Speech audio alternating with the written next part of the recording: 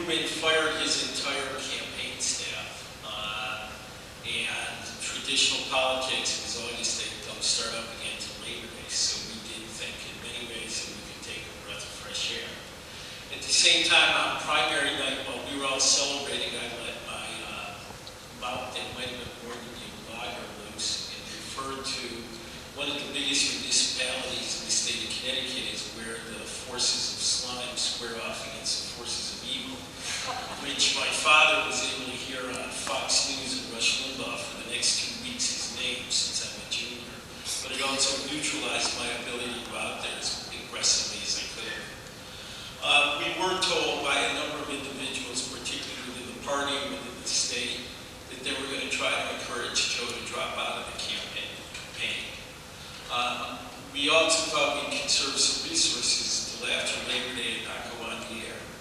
I think we should have gone on the attack at that point in time in hindsight. I think we should have called him the sore loser that he was in a more creative, Hillman-esque way that it worked for Ned and Ned's candidacy, because Ned isn't.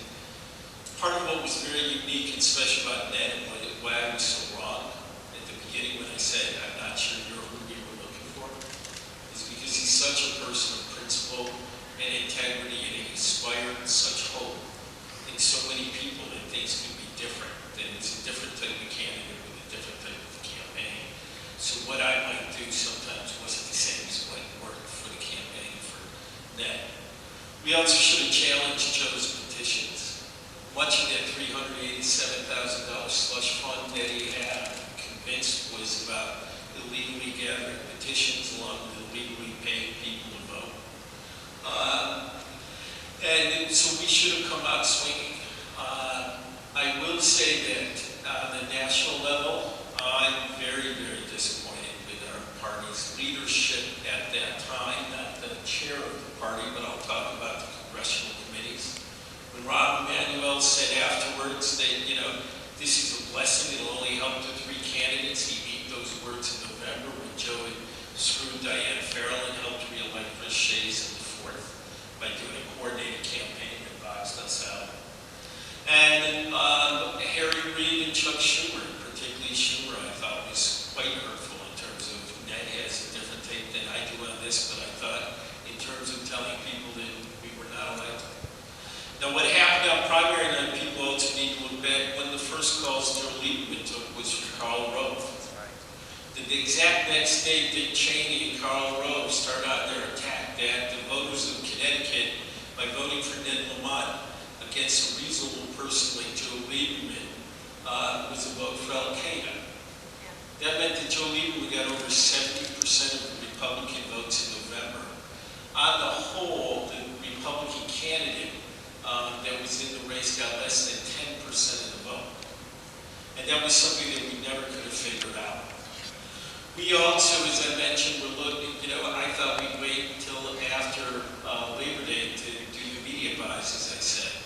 And at that time, we were still emphasizing probably too much and trying to bring home more of the Democratic base as opposed to appealing to the swing voters. Believe me, I've stayed every single night at different times thinking about this and developed Tourette syndrome in old age, listening to Joe Lieberman on the television. So we were tired.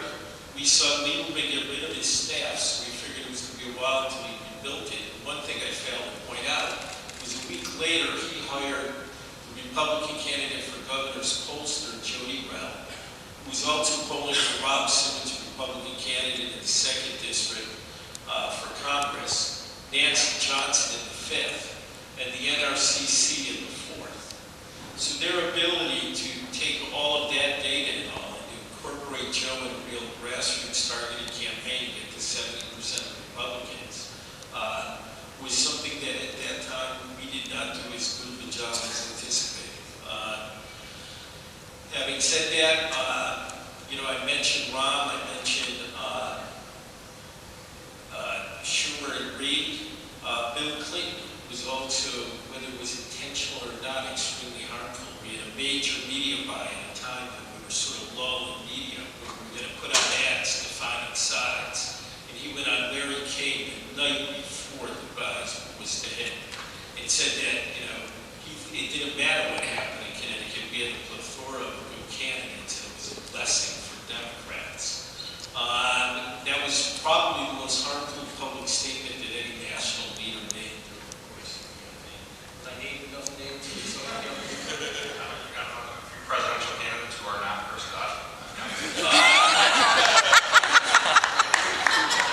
Obama had told us that he was going to stay before he was going to come, and he never did. To his credit, Edwards did come to the state before we had actually invited him.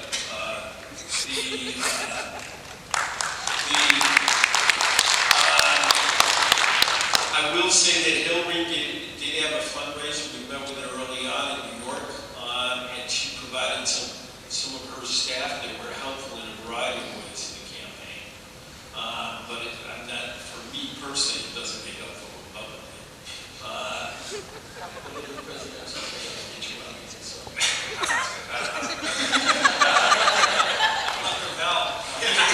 Rebel offered to actually come during the primary, and we regularly said, who the hell is he?